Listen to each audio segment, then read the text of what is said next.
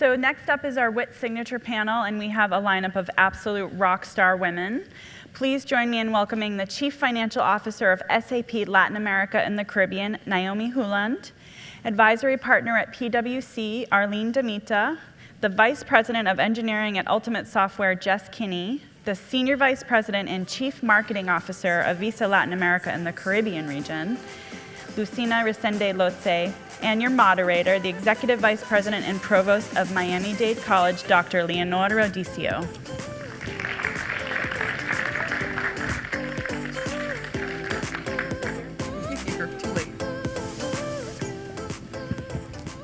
Well, good morning, everyone.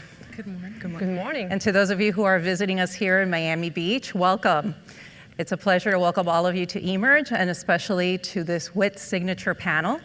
It's my pleasure to moderate this session with 4 phenomenal women who are leaders in the tech industry.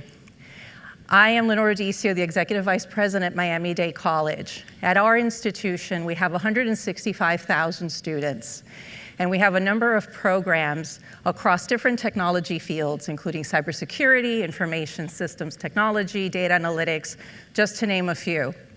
But most importantly, and most relevant to today's conversation, 57% of our students are female.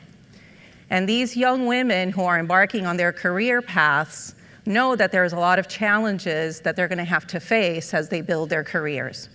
And so today we have this wonderful panel who's going to share a little bit with us about their own career paths, their challenges, their accomplishments, as well as some insights for the women who are here today who are embarking on these same career paths. So I'm going to start with a question for each one of the panelists, and we'll start with Noemie and come down the panel. And the first question is to tell us a little bit about your own personal career path in technology, how you chose this path, and tell us a little bit about the role that you play today at your company. Sure. So hi, everyone. Very happy to be here. I'm actually the CFO for SAP in Latin America. You've heard Bill McDermott talk earlier, our CEO. And I'm the finance chief for the operations in Latin America, which serves about 43,000 customers. We have 4,000 people in the region, and we're actually celebrating our 25th anniversary in the region this year. So as it relates to me personally, I'm leading a team in finance, and I wasn't born in tech, actually. I started with an economics and more finance background. I started at PwC and about 20-some years ago, and advising customers on complex accounting issues, mergers and acquisitions, and things around those lines. And what attracted me to SAP is actually the ability to solve complex customer problems. And so to me, coming from in my world of finance and accounting, the natural thing to do was join this company who was really focusing on solving customer problems using technology. So that's how I ended up at SAP. And today I'm also working to help the finance team at SAP transform themselves in light of the digital transformation and the new complexity that we're going through with our customers, with our solutions, and that's where I enjoy it very much today. Thank you, Arlene.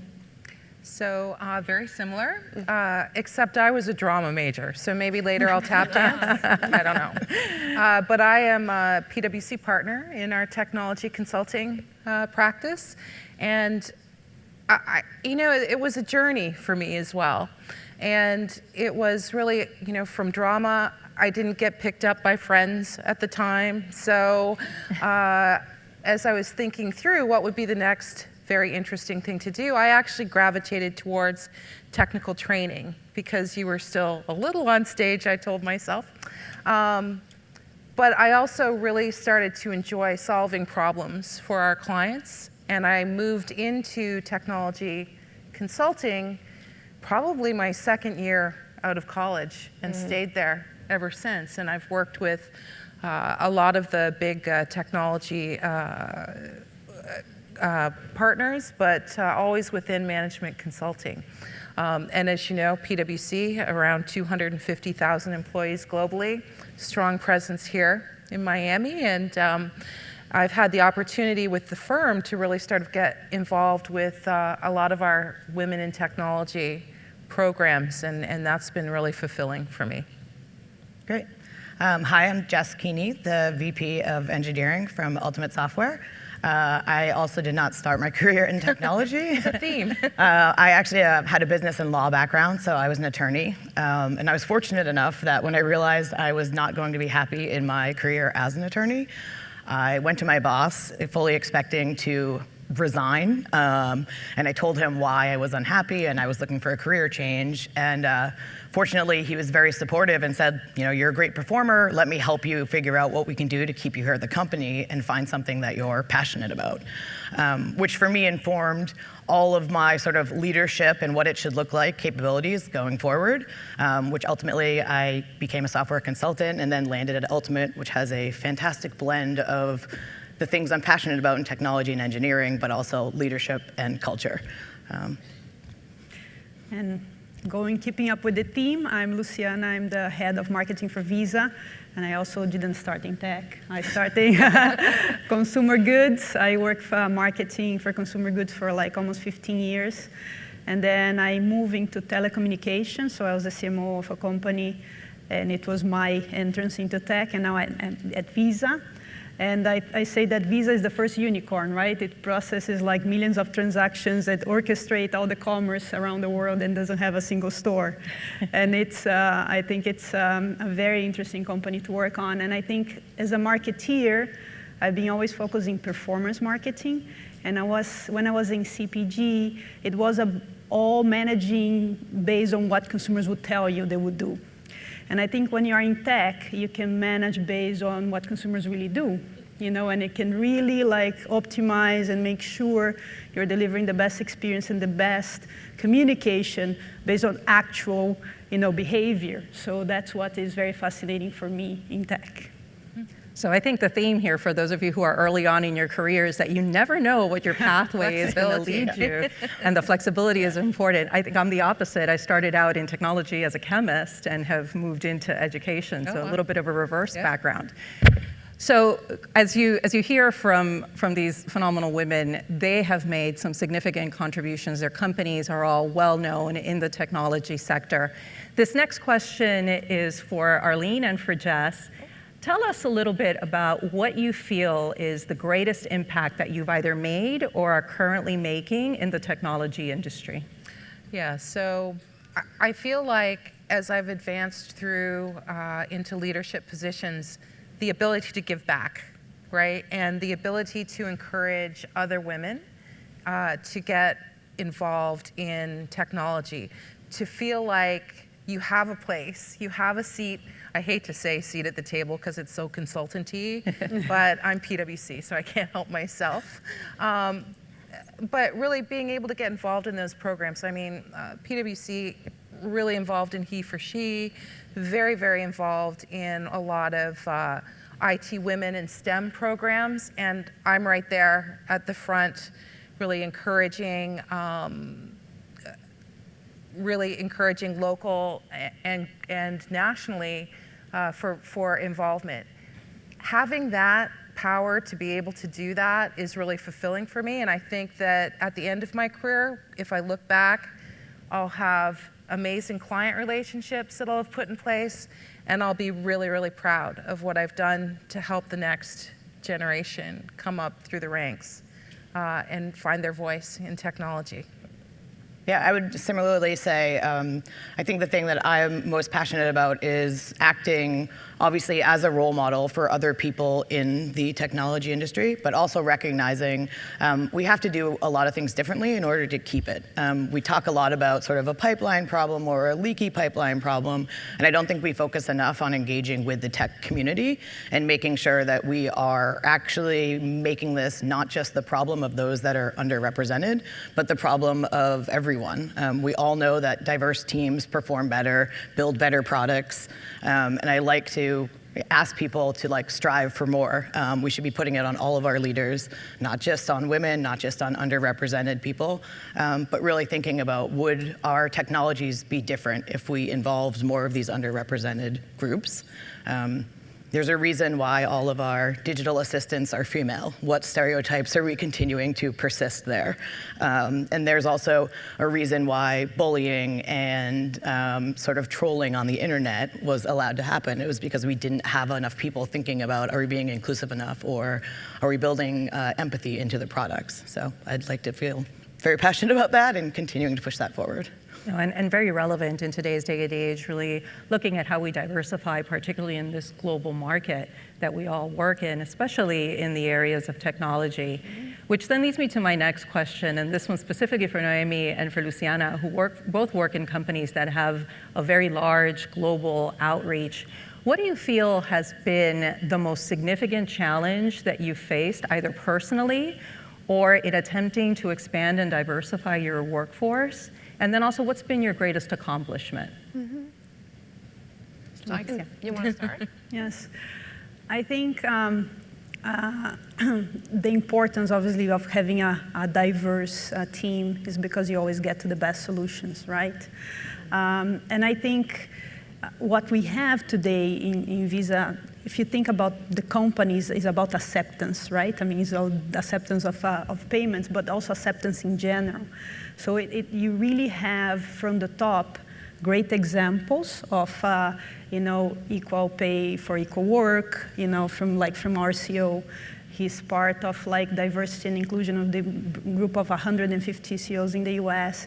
So we have a lot of unconscious bias training. So there is a lot from the top. But also if I think at Latin America level, my peers, we are a super balanced team, right? So I think, it's there. And then when I go more roots and for facts that are happening today, we had the Pride Parade here in Miami. It was the first time that Visa participated, and there was more than 160 employees joining. And this is very spontaneous. People decided to go. So you see happening from top to bottom, but also happening from bottom to top.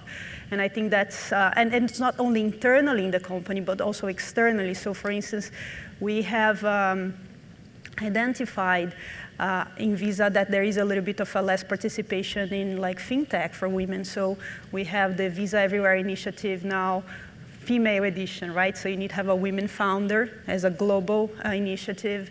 Then we have also for social impact, the same women entrepreneur in the social impact area. There'll be a final for these initiatives in Paris that coincides with the Women's World Cup beginning, which is another area where in sports there is a big discrepancy between women and men. So Visa is going to really sponsor very strongly the Women's World Cup this year. We're sponsoring the UEFA Champions League, the female side of it. And there's a very small initiative, but very meaningful in the US that's called Money is Changing. It's all about discussions on how women are less, easy to discuss a raise, or sometimes don't feel very proud to be the biggest earner of the family. So very real discussions. So I think when you have all these facts in a company, it becomes easier to recruit, and people see it. Sometimes I interview and they tell me, I want to work for this company because for all the companies I was interviewed for, I never had so many women interviewing me. And I had this, so people, they see the facts, and then it becomes easier. It's a positive, cycle. Yeah, and as you said, SAP, we're a pretty large company. We've been around for 45 years or even more. But we also have a lot of interaction with startups. And one of the main challenges that we find when talking with startups and entrepreneurs, especially women or underrepresented minorities, is the lack of access to funding. I think less than 2% of the dollars went to startups with female founders, for example, last year. So one of the things that we've been doing, we have a startup program where we invest in startup companies, help entrepreneurs, develop their ideas, and then we embed those in our ecosystem of products and services. And we've had a special component for women where we actually, do a competition and help them develop their ideas, provide some infrastructure, counseling, mentoring. So that's one of the great things that we're doing to address one of the main issues, which is lack of access to capital or visibility. On a more personal level, what I find as a challenge, which is also a very interesting opportunity if you think about it, is the fact that we live in a very volatile and challenging environment with a lot of changes. Competition comes from places where you don't expect it to come. We competed before with Oracle, Microsoft, IBM, and now we have like the small Silicon Valley cloud-based, pure cloud players coming and disturbing our industry. And that's also true for our people and our team, especially in finance. Where's my job going to be if I have robotics or machine learning coming and take what I'm doing on a daily basis? And that can be disturbing for people, especially for women, who have naturally a tendency to be very structured. I work with to-do lists, and I started my career like thinking about specific things I wanted to accomplish in one given day.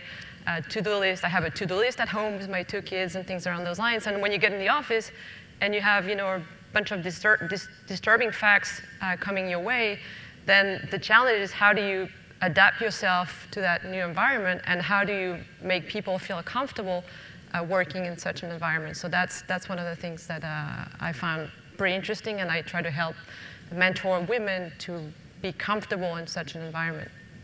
And I think that's a remarkable point, and one that as you walk the floors of eMERGE over the next couple of days, you'll see that disruption is the status quo for technology. And so if anyone thinks coming into these fields that day to day there isn't going to be a change in the industry or the way we do work, it's a naive point of view. Change is the business of this particular industry. It affects what we do at Miami-Dade in terms of the programs that we offer the students to ensure that we're flexible and dynamic and responding to the needs of your companies, which goes back to the flexibility and the career paths that we've heard all of our speakers today mention. So we have about 10 minutes left in the panel, and so what I wanted to do with the last few minutes is to ask each one of our ladies to tell us a little bit about, let's say that you could talk to your 18 to 20-year-old self. What would be the most important piece of advice you would give yourself that you wish someone had given you then? Yeah, I think there's a couple of things I want to say. First one is don't wait to have 100% technical knowledge or knowledge in general about something, about a particular field before speaking up. I've heard a lot of instances, mostly male sales colleagues or engineers, talking very confidently for a long time about a topic without having a lot of technical ground behind it. And at the contrary, I've seen a lot of more like female sales leaders or engineers or finance professionals staying mum and waiting until they get 100% sure that their technical ground is going to withstand an atomic bomb before starting to speak. And I think that's one of the things I would, probably do a bit differently earlier is, go for it even if you don't have 100% of the technical ground for pitching an opportunity or answering to a phone interview for a job or something. I think we have tendency to wait until we're fully ready, fully tick all the boxes, and I think that's something where we could learn a bit more. The other thing I would say is also, don't feel guilt. I think guilt is not a very useful of an emotion unless you do something about it, try to find your balance and find what's good for you. Because feeling guilty about not being home on time or feeling guilty because you're not working late enough is not going to get you anywhere. Just try to find what's good for you and forget about the guilt. I think that would be the two things. Thank you. Arlene? Probably negotiate. Don't take the first offer. Because I think as women, we, especially as an 18, well, I entered the workforce at 23 after college, right? But we always, kind of it was embedded that, we didn't ask for more. And so I think, that would be something. And then I think be fearless. Don't be quiet in the room. Be out there and willing to really kind of take those risks. Nobody wants to look stupid, but nobody's going to think you're stupid. They're going to think you're contributing, you're trying to be part of the conversation, and they're going to respect you for it. So that is what I would tell my 18 to 20-year-old self is don't sit quietly in that corner. Yeah, I think first and foremost, I'd probably tell myself it's going to be okay. It's going to be okay. Maybe like don't go to law school. No, no. I think realistically, though, I think it would be along the same lines. Just take more chances, worry less about fitting in, and worry more about being true to yourself and letting other people accept you for that, because that's where you'll actually see better outcomes. We focus a lot on the concept of belonging, and you belong at Ultimate Software, which is really how do we allow all of our employees to come to work as themselves and still feel like it isn't fitting in, it's being myself and knowing that I'm being valued for what I bring to the table. I would say that your career is a competition against yourself, right? So find what you love to do, find what you do well, find what you'd like to learn forever, because what you do well, you always learn more and more. And then set the bar high, and if you meet the objectives, learn from it. If you don't meet the objectives, learn from it, and keep learning from it, because when you learn, you always win, right? Have your facts straight. They are your safe harbor, your results. You can always defend your point of view if you have the data on your side. And I think lately we talk a lot about purpose in companies, and what their purpose, but I think very few people think about their career purpose, their professional life purpose. And I think this would be an advice I would give myself early on, because it's very fulfilling when you are doing stuff for a purpose. And so if you're going to work just for your end of the month paycheck, you should think about it, again. And I think every time in my career when it became about that, I knew it was time to move to something different. And I think that's a key point for anyone in your career, and particularly for those of you who are entrepreneurs here in the room. The most important thing is not to see whatever you're working at as a job, but really as a vocation. Something that's not only going to bring you financial security, but something that also has a purpose that drives you, that motivates you to get out of bed every morning.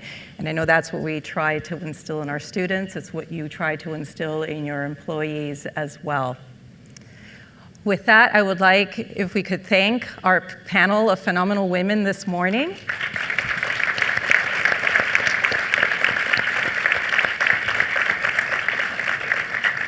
And thank you all for joining us this morning for this conversation. I hope that you enjoy the rest of the convention. Thank you. Thank you. Thank you. Thank you.